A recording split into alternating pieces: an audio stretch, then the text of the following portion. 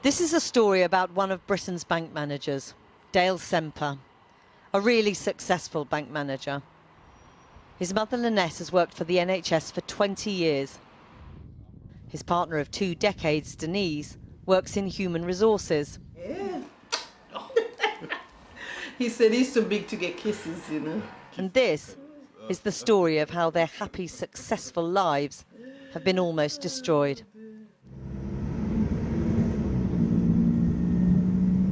I'm accustomed to being pulled over and stopped when I'm driving cars and so on. I'm accustomed to it. I get it.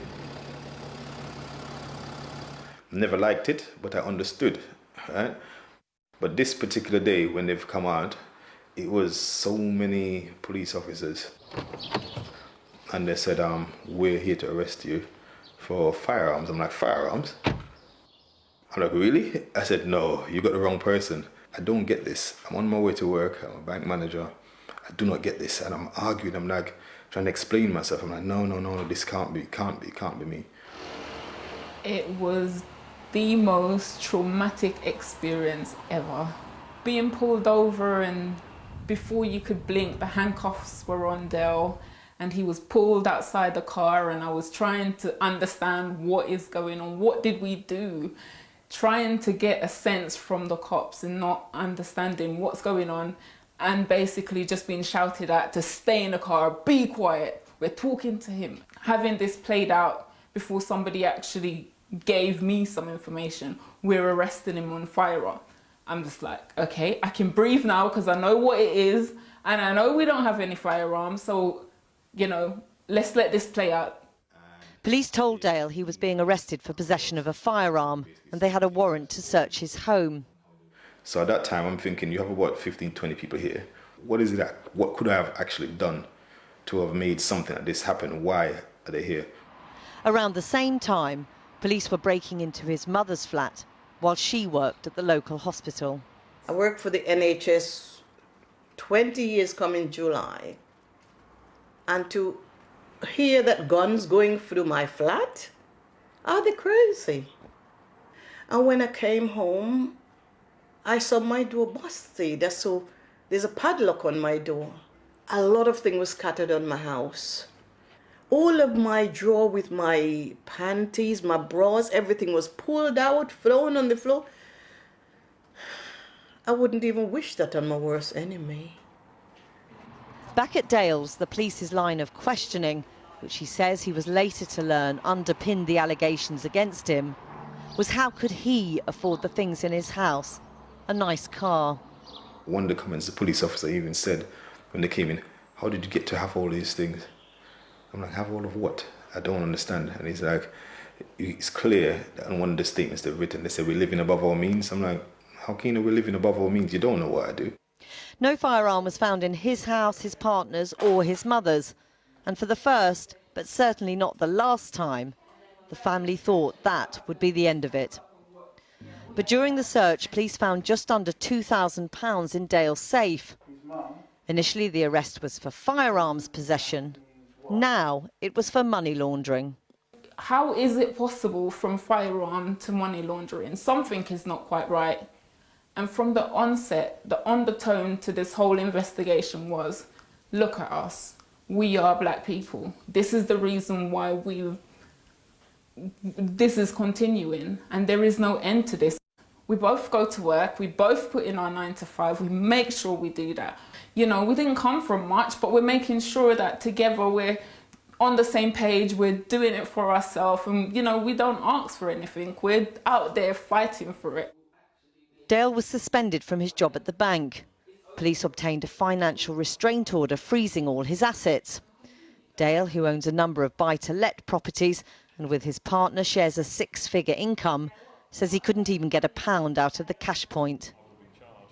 Terrified, the couple replaced their legal aid solicitor with a private lawyer for several weeks, focusing on justifying all of Dale's financial dealings. The information he provided was, I have an explanation. I've explained my assets, my finances. He produced, within 24 hours, a file because they said his watch, his jewellery, his possessions were all tainted items. So under the Proceeds of Crime Act 2002, They made the assertion that everything was part of the proceeds of crime. They have used shoestring or false intelligence that there's a young black man with no previous convictions driving a brand new X6, enjoying life, and then the next day he's the enemy of the state, where his assets, his finances are paralysed, his mental health compromised. His whole life is literally being watched. 7 weeks after it was put in place, the financial restraint order against him was dropped, as there was no lawful grounds for it to remain in place. He was awarded £10,000 in costs by the Crown Prosecution Service. Once again, Dale assumed this meant the case against him would be dropped. Once again, he was wrong. After months of asking, the Met Police finally provided the original warrant and details of the information they used to get it. It actually said that I was involved in a sham marriage, money laundering. I'm thinking, what? I go by 4 different aliases, different names. I'm thinking, okay, what? I'm into drugs, human trafficking, and the worst one was terrorism. I'm like, Alongside this litany of enormous allegations, they also had to tackle a series of basic errors in the police information about Dale, a British passport holder born in Montserrat.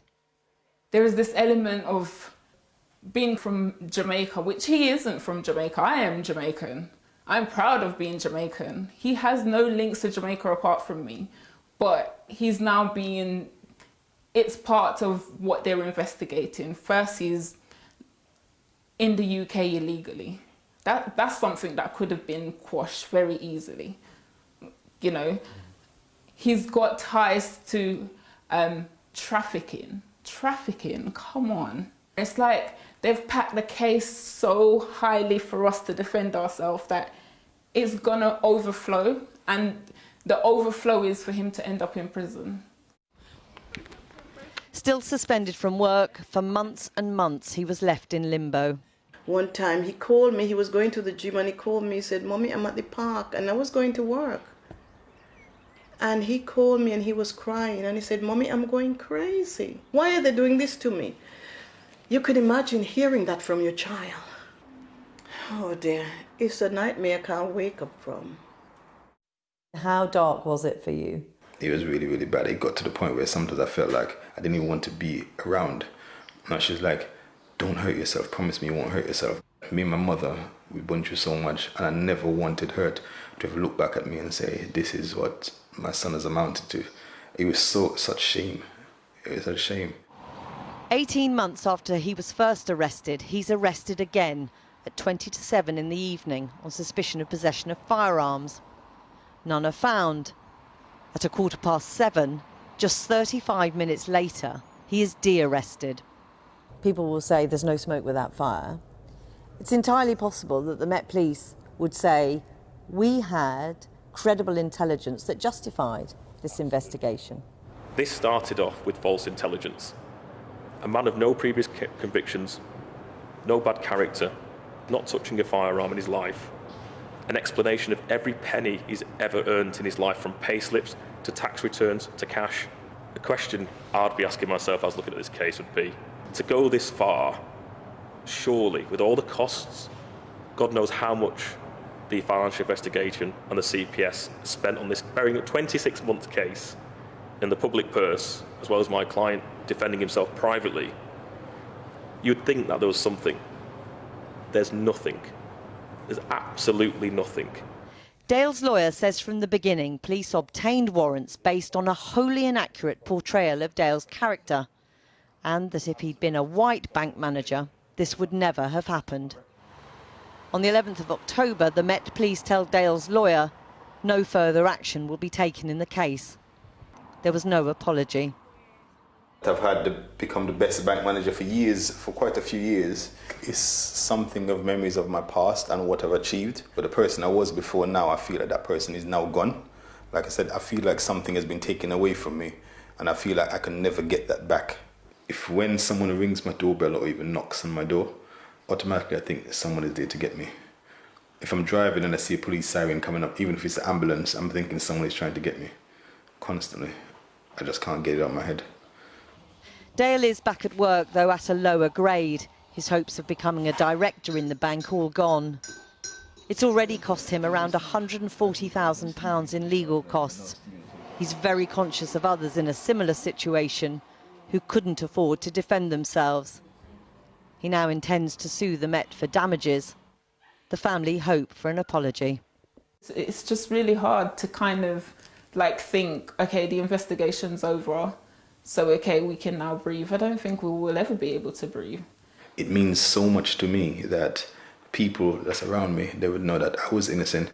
I just feel that if you're good people and you're doing things correctly, in the end, you will prevail. It will happen. It has to happen.